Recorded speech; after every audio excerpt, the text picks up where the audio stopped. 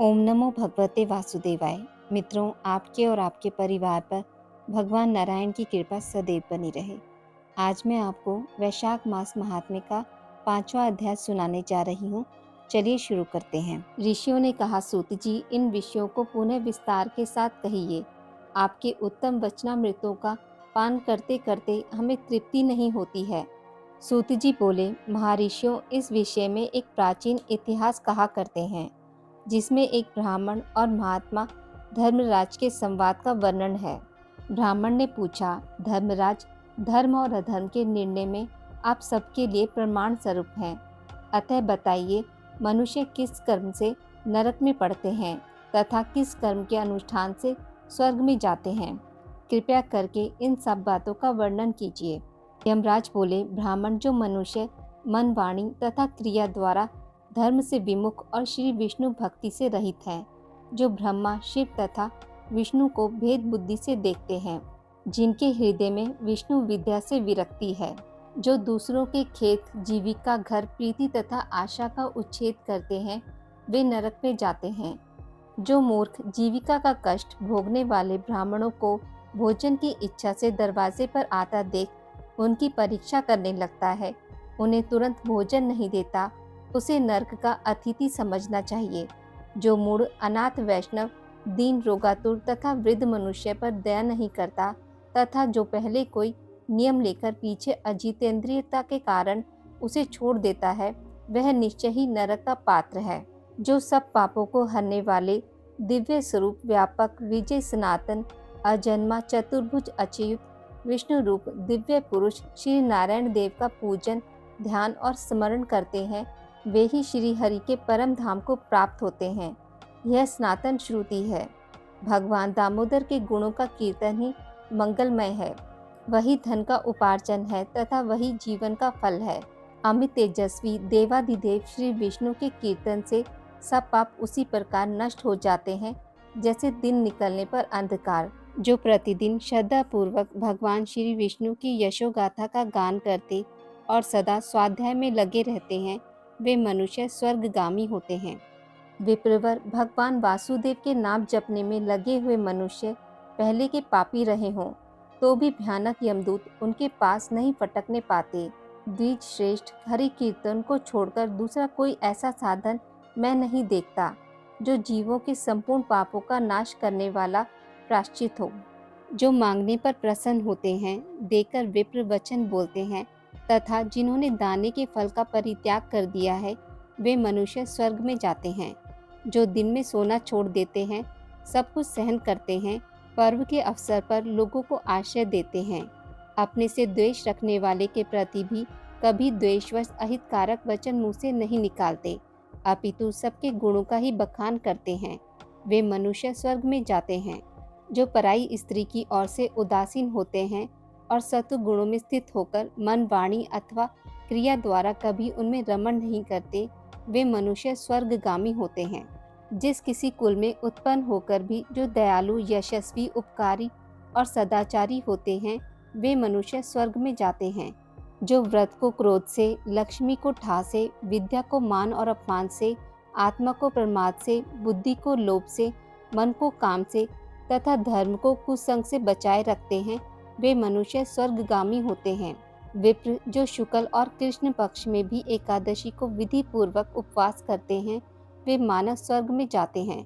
समस्त बालकों का पालन करने के लिए जैसे माता बनाई गई है तथा रोगियों की रक्षा के लिए जैसे औषधि की रचना हुई है, उसी प्रकार संपूर्ण लोगों की रक्षा के निमित्त एकादशी तिथि का निर्माण हुआ है।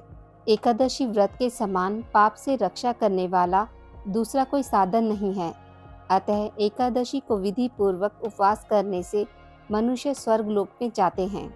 अखिल विश्व के नायक भगवान श्री नारायण में जिनकी भक्ति है, वे सत्य से हीन और रजोगुणों से युक्त होने पर भी अनंत पुण्यशाली हैं तथा अंत में वे वैकुंठ धाम में पधारते हैं। जो वैतसी, यमुना, सीता, गंगा तथा पुण्य सलीला गोदावरी का सेवन और सदाचार का पालन करते हैं, जिनकी स्नान और दान में सदा प्रवृत्ति है, वे मनुष्य कभी नरक के मार्ग का दर्शन नहीं करते। जो कल्याणदायिनी नर्मदा नदी में गोते लगाते तथा उसके दर्शन से प्रसन्न होते हैं, वे पाप रहित हो महादेव जी के लोक में जाते और चिरकाल तक वहाँ आनंद भोगते हैं। जो मनुष्य चर्मवती चंबल नदी में स्नान करके शौच संतोष आदि नियमों का पालन करते हुए उसके तट पर विशेषतः व्यास आश्रम में 3 रात निवास करते हैं, वे स्वर्ग लोक के अधिकारी माने गए हैं।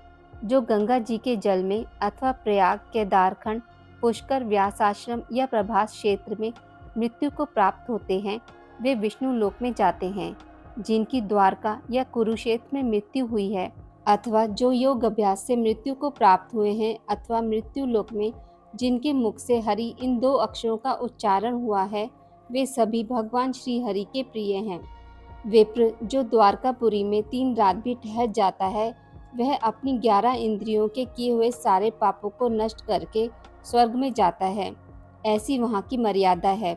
वैष्णव व्रत एकादशी के पालन से होने वाला धर्म तथा ज्ञान आदि के अनुष्ठान से उत्पन्न होने वाला धर्म, इन दोनों को विधाता ने तराजू पर रखकर तोला था। उस समय इनमें से पहले का ही पलड़ा भारी रहा। ब्राह्मण जो एकादशी का सेवन करते हैं तथा जो अच्युते अच्युते कहकर भगवान का नाम कीर्तन करते हैं, उन पर मेरा शासन नहीं चलता। मैं तो स्वयं उनसे बहुत डरता हूँ। जो मनुष्य प्रत्येक मास में एक दिन अमावस्या को श्राद्ध के नियम का पालन करते हैं और ऐसा करने के कारण जिनके पितृ सदा तृप्त रहते हैं, वे धन्य हैं, वे स्वर्गगामी होते हैं। भोजन तैयार होने पर जो आदर पूर्वक उसे दूसरों को परोसते हैं और भोजन देते समय जिनके चेहरे के रंग में परिवर्तन नहीं होता, वे शिष्ट पुरुष स्वर्गलोक में जाते हैं। जो मृत्यु लोक के भीतर भगवान श्री नारायण के आवास स्थान बद्रिका आश्रम में और नंदा सरस्वती के तट पर 3 रात निवास करते हैं, वे धन्यवाद के पात्र और भगवान श्री विष्णु के प्रिय हैं। ब्राह्मण जो भगवान पुरुषोत्तम के समीप जगन्नाथपुरी में 6 मास तक निवास कर चुके हैं, वे अच्युत स्वरूप हैं और दर्शन मात्र से समस्त पापों को हर लेने वाले हैं। जो अनेक जन्मों में उपार्जित पुण्य के प्रभाव से काशी में जाकर मणिकर्णिका के जल में गोते लगाते और श्री विश्वनाथ जी के चरणों में मस्तक झुकाते हैं, वे भी इस लोक में आने पर मेरे वंदनीय होते हैं। जो श्री हरि की पूजा करके पृथ्वी पर कुश और तिल बिछाकर चारों ओर तिल बिखेरते और लोहा तथा दूध देने वाली गौ दान करके विधि पूर्वक मृत्यु लोक को प्राप्त होते हैं, वे मनुष्य स्वर्ग में जाते हैं। जो पुत्रों को उत्पन्न करके उन्हें पिता पितामह के पद पर बिठाकर ममता और अहंकार से रहित होकर मरते हैं, वे भी स्वर्गलोक के अधिकारी होते हैं। जो चोरी डकैती से दूर रहकर सदा अपने ही धन से संतुष्ट रहते हैं अथवा अपने भाग्य पर ही निर्भर रहकर जीविका चलाते हैं, वे मनुष्य स्वर्गगामी होते हैं। जो स्वागत करते हुए शुद्ध पीड़ा रहित मधुर तथा पाप रहित वाणी का प्रयोग करते हैं, वे लोग स्वर्ग में जाते हैं। जो दान धर्म में प्रवृत्त तथा धर्म मार्ग के अनुयायी पुरुषों का उत्साह बढ़ाते हैं, वे चिरकाल तक स्वर्ग में आनंद भोगते हैं।